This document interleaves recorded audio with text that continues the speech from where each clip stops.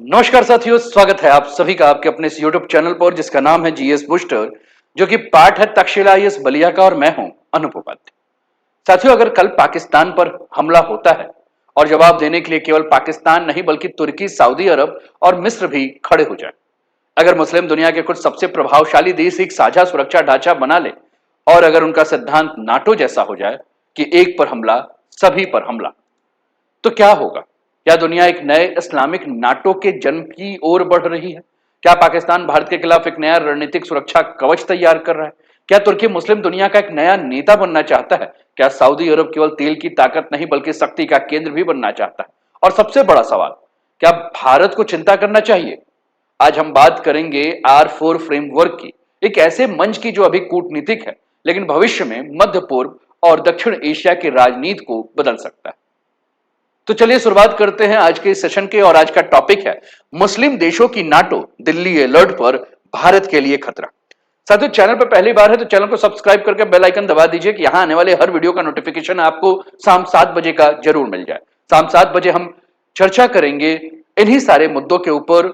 और आज के इस टॉपिक को हमने जिन समाचार पत्रों से लिया हुआ है वो समाचार पत्र हैं डॉन और अरब न्यूज, दोनों क्या लिख रहे हैं इस पर हम बात करेंगे। अरब न्यूज लिखता है Pakistan, Saudi Arabia, Egypt and Turkey to discuss Middle East security in Cairo. आज की मीटिंग की ये तस्वीर। डॉन लिखता है Dar arrives in Cairo for coordinated foreign minister meeting. तो दोनों तस्वीर आपको बता रही है कि R4 की शुरुआत हो रही है। 2020 के दशक के मध्य तक दुनिया तेजी से बदल रही थी और उसके बाद यह घटनाक्रम आपको देखने को मिल रहा है। साथियों, रूस और यूक्रेन का जब युद्ध हुआ, गाजा का जब युद्ध हुआ, ईरान इजराइल का तनाव हुआ, लाल सागर में हमले हुए, ऊर्जा आपूर्ति और समुद्री व्यापार मार्गों पर जब खतरा बढ़ने लगा और सबसे महत्वपूर्ण मध्य पूर्व में अमेरिका की रणनीति जब बदलने लगी, तो इस घटना ने क्षेत्र के कई देशों को यह सोचने के लिए मजबूर कर दिया कि भविष्य की सुरक्षा केवल बाहरी शक्तियों पर निर्भर रहकर सुनिश्चित नहीं की जा सकती। और इसी पृष्ठभूमि में मार्च 2026 में एक नया कूटनीतिक मंच उभरकर सामने आया जिसे हम R4 फ्रेमवर्क के रूप में जानते हैं। और इसमें शामिल हुआ पाकिस्तान, तुर्की, सऊदी अरब और इजिप्ट। मार्च 2026 में इन चार देशों के विदेश मंत्रियों की बैठक पहले रियाद में हुई और उसके बाद लगातार इस मंच की बैठकें आयोजित की जा रही। इसका घोषित उद्देश्य एक ही है, क्षेत्रीय स्थिरता बनाना, सुरक्षा सहयोग करना, राजनीतिक समन्वय बनाना, आर्थिक सहयोग करना और संकट के दौरान साझा कूटनीतिक पहल करना। R4 को आधिकारिक रूप से किसी सैन्य संगठन के रूप में प्रस्तुत नहीं किया गया, इसे एक कंसल्टिव फ्रेमवर्क यानी परामर्श और समन्वय मंच बताया गया, लेकिन इसका उद्देश्य क्षेत्रीय संकटों पर साझा दृष्टिकोण विकसित करना है। लेकिन कई रणनीतिक विशेषज्ञ ने इसे सिर्फ एक सामान्य बैठक नहीं माना। साथियों, आपकी स्क्रीन पर यह तस्वीर है जिसमें हम R4 जिसे कहा जा रहा है कि भविष्य में इस्लामिक नाटो के रूप में बनेगा, जिसमें पाकिस्तान, टर्की, सऊदी अरब और इजिप्ट होंगे। और भारत के लिए क्या यह खतरा हो सकता है, इस पर बात होगी। हमने कहा कि इन चार देशों का एक नया एक साथ आना एक साधारण घटना नहीं है। चूंकि तुर्की नाटो का सदस्य है, सऊदी अरब इस्लामी दुनिया के सबसे प्रभावशाली आर्थिक शक्ति है, मिस्र अरब दुनिया का सबसे अधिक जनसंख्या वाला देश है और पाकिस्तान एक परमाणु शक्ति है। यानी चारों देशों के पास अलग अलग प्रकार की रणनीतिक ताकत मौजूद है। मार्च 2026 के बाद रियाद, इस्लामाबाद, अंताल्या और काहिरा में लगातार बैठकों के ने जो है वो दुनिया का ध्यान आकर्षित करना शुरू कर दिया। जून 2026 तक इसकी चौथी विदेश मंत्री स्तरीय बैठक जो है वो हो चुकी थी, जिसमें क्षेत्रीय सुरक्षा, शांति और स्थिरता पर चर्चा है। और यहीं से सवाल उठने लगा कि क्या R4 फ्रेमवर्क एक कूटनीतिक मंच है या फिर भविष्य में यह इस्लामी दुनिया के भीतर किसी बड़े सुरक्षा ढांचे की नींव बन सकता है। और यही चर्चा अंतरराष्ट्रीय रणनीतिक हलकों में तेजी से हो रही है। साथियों, अब सवाल यह है कि R4 को लेकर इतनी चर्चा क्यों हो रही? आखिर इन चार देशों में ऐसा क्या है कि दुनिया के रणनीतिक विशेषज्ञ इस मंच पर नजर रखे हुए हैं? आइए एक एक करके हम सारे देशों को देखें और कारण पे जाएं। चार देश कौन कौन से हैं? तो पाकिस्तान, सऊदी अरब, इजिप्ट और टर्की। और एक एक करके शुरू करें तो स्टार्ट करते हैं पाकिस्तान के बारे में। पाकिस्तान जो कि एक न्यूक्लियर कैपेबल देश है। साथियों, पाकिस्तान के पास कई ऐसी क्षमताएं हैं जो इससे इस समूह के में जो है एक विशेष महत्व देता है। पाकिस्तान के बारे में हमने कहा कि परमाणु हथियार है इसके पास, बड़ी और अनुभवी सेना है इसके पास, चीन के साथ गहरी रणनीतिक साझेदारी है इसके पास, हिंद महासागर तक पहुंच है इसके पास।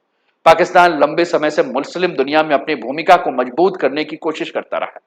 कश्मीर मुद्दा हो या इस्लामी देशों के मंच पर सक्रियता, इस्लामाबाद खुद को मुस्लिम दुनिया की प्रमुख आवाज के रूप में प्रस्तुत करना चाहता है।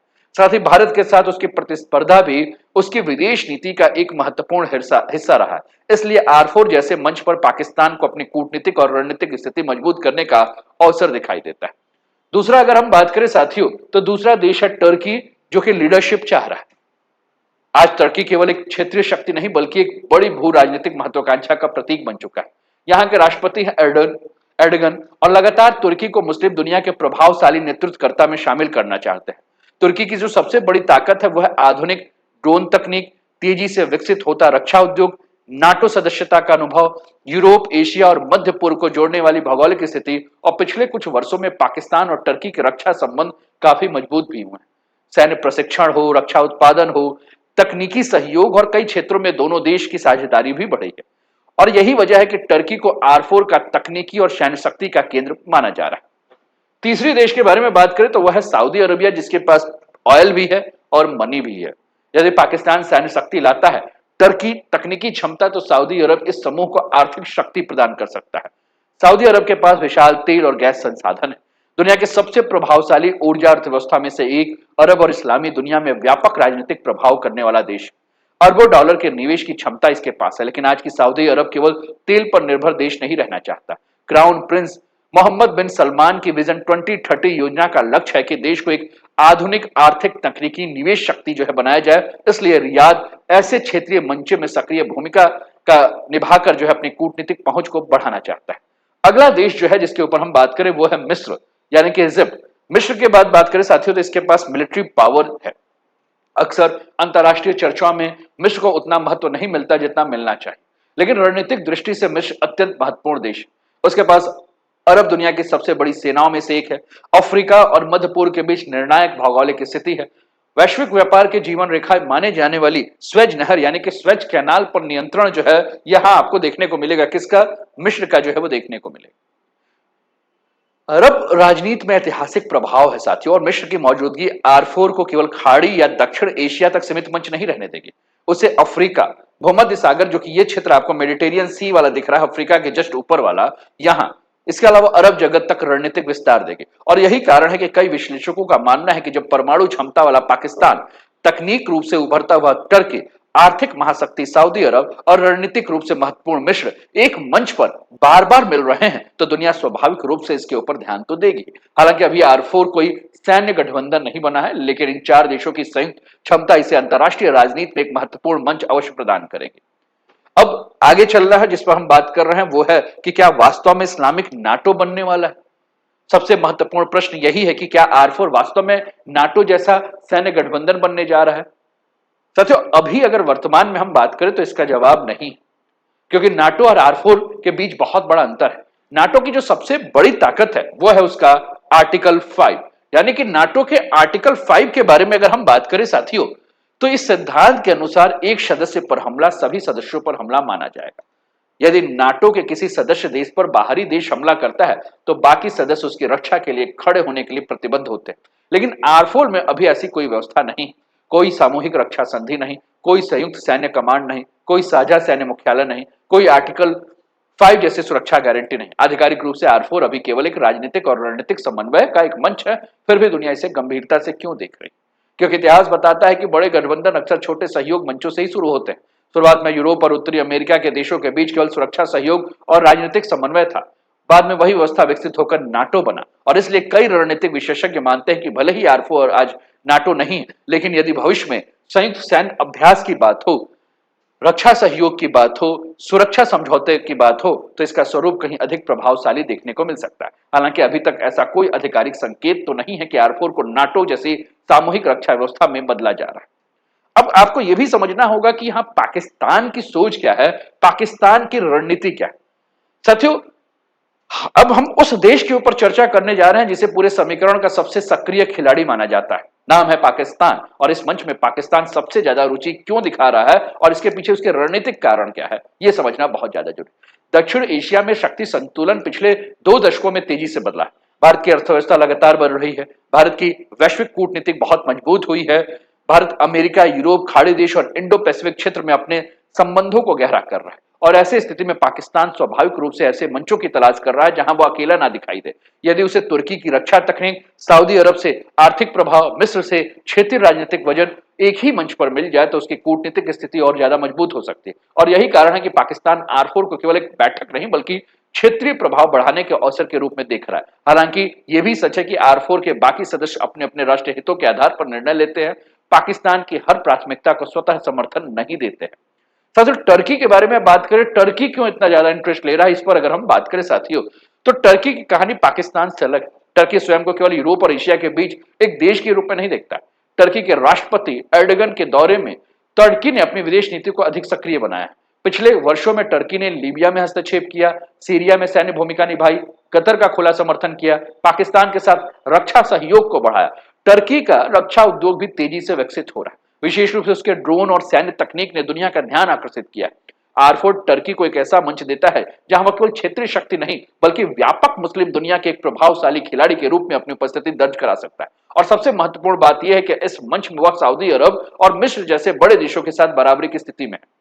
साथियों, सऊदी अरब को इसकी आवश्यकता इसलिए महसूस हुई क्योंकि जिस प्रकार से भू राजनीतिक वातावरण बदल रहा है, कई दशकों तक मध्य पूर्व की सुरक्षा संरचना काफी हद तक अमेरिका और अमेरिका के सैन्य मौजूदगी पर आधारित रही, लेकिन आज परिस्थितियां बदल रही हैं।